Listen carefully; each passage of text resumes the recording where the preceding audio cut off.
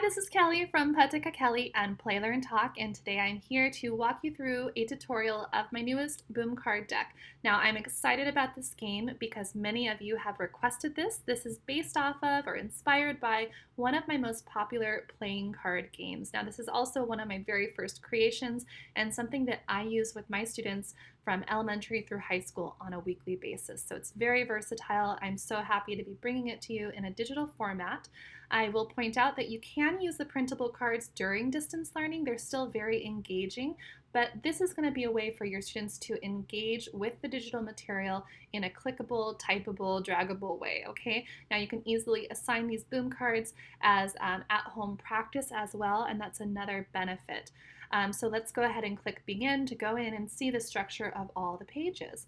So on this page, I am putting a note to you from me, okay, saying that basically the digital version is going to maintain consistency with the look of the printed game, okay, because I want you to be able to have that consistency when we go back from distance learning, or if you're already in person, you want the cards to be looking the same, okay, so your students are familiar with it. But the rules of the game, because of this digital version, are going to be different, okay? So please pay attention to that one aspect, okay? So we'll go in and discuss how it's different now. So in the printable game, you are playing to the rules of basically Uno. So you're matching the colors and the numbers and you're looking at the symbols. Now in this game, you're going to disregard those symbols. We're not playing it that way, but we're simply going to be dragging the cards and uncovering them and then describing the pictures and using them as kind of conversation starters or our prompts to complete different tasks, okay? So now here we have our main navigation page and we have 4 different colored decks to choose from. I have labeled each one with the type of thing that you can be targeting. Each one is going to contain the same 16 illustrations of 16 different emotions, but it's going to allow you to work at different levels. So I have organized it from left to right in terms of the easiness, okay? So you're going to start at level 1, the blue cards, if you're working with students who are just learning emotion vocabulary, okay? Now we'll move all the way through to yellow where we're not only recalling the emotion vocabulary, but we're doing some self-reflection and thinking about when we feel these emotions and why, okay? So let's go ahead into the blue game. I'll also point out down at the bottom, if you are not a speech therapist or a teacher, but you're maybe like an OT, you're going to be able to use these things for typing and for clicking, as well as dragging pieces around, okay? So here is the framework of every page, and we have 8 movable cards. Our instructions are up at the top, and then down at the bottom, we have our area where we can type or click, okay? It depends on what page it is. So we are going to just grab a card and we're going to drop it in that discard pile, okay? So it disappears and it reveals a picture. If you like, you can zoom in, okay? We can look at her facial features, her body language. We can actually do that, you know, on camera and try to imitate that body language and try to figure out how do we feel doing that. And then we can talk about what the short phrase actually says. She feels excited, okay? That's the only task here. We're just reading it or we're verbally imitating it, right? And then we're going to come down to the bottom and we're going to just recreate that sentence, okay? Now, below the text box, we have the words as a visual support, and we have a highlighted box that is draggable that you can simply drag for your student to highlight what word we're going to be putting in that text box. So it was on he, but we're going to say, okay, this is a girl. What are we going to use? He or she or they. Let's use she, and then we're going to type it, okay? Now you can come right up to this picture and figure out if we're going to use feel or feels. So we're also working on some subject-verb agreement. So are we going to say she feel? Does that sound right? No, we need she feels.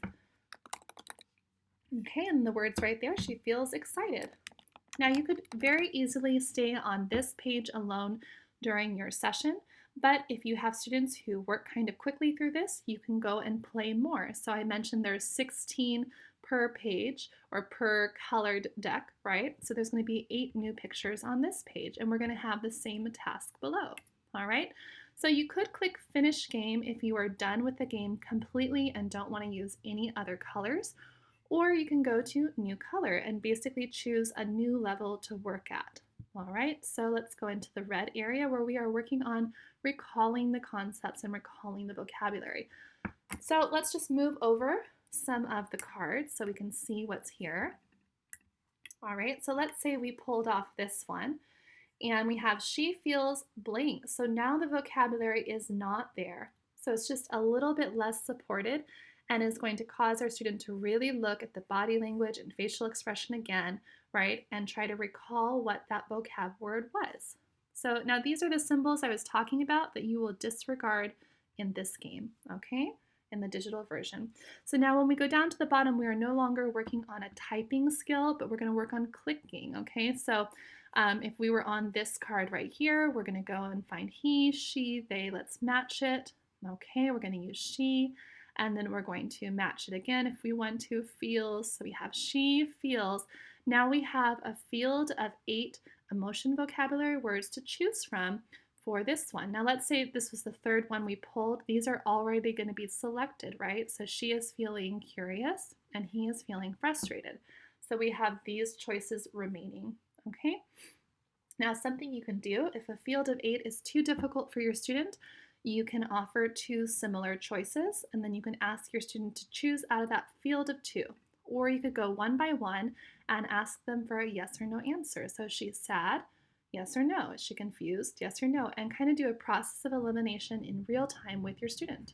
Okay, now once again we can play more or we can finish the game, or we can go back and choose a new color. I'll point out that when you click on the Play, Learn, Talk logo, that's also going to take you back to that main navigation page. So we'll go in and look at Think, drag some cards down here. Once again, remember we have the instructions up at the top. So this one is instructing us to explain how each person is feeling. This is not about us, but this is about the people in the picture, okay? So if we look at this boy right here, he feels disappointed because, well, how are we supposed to know? What's our context? Well, our context could be his actual attire, what he's wearing, okay? Or we could look at what age he seems to be. And at that point, you can have your students, if you're using this in a group, kind of discuss how they felt when they were kids, you know, when they felt disappointed, have them brainstorm together and then take from their personal experience and apply it over to this cartoon character, okay?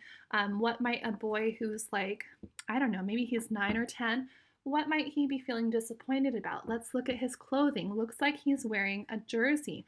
Maybe he's an athlete. Why might you feel disappointed if you're an athlete, right? So you kind of can set it up for them or use their own conversation to get some ideas, okay? And then you simply would build the sentence again. So we're back to typing now. And you can use these down at the bottom to highlight which one you want to use for the grammar of the sentence. And here you're going to give a longer reason. So let's go and look at the yellow section.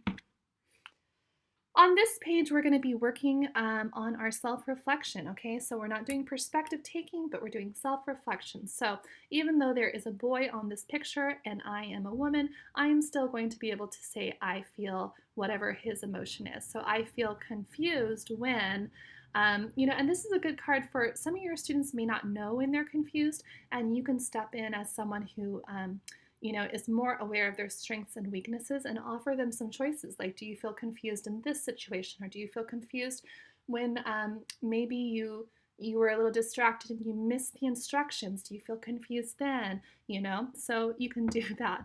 We also have our word bank here. So the vocabulary is still within reach, but it's not so close that it's fully supporting your student, okay? And then I can't talk to you guys right now. And then you're really going to be working on, you know, self-reflecting on like when they feel these emotions, and you can easily guide that over to some problem solving, especially if you're using this in a group. You know, when you're feeling confused because you were distracted, what could you do in the future, or what could you do in the moment to figure out the information you need? Who could you talk to for help? So you can easily lead this into further discussion that's going to be very beneficial to your students. Okay, so now this is the full game. I hope you enjoy it. If you have any questions, you can just reach out and let me know. And if you own the Teacher Pay Teacher version of this, the printed game, this will be appearing in your updates very, very soon. And you can simply go to your purchases and you should see some red font that says it's going to be updated, okay? And then just once again, reach out to me if you have any questions.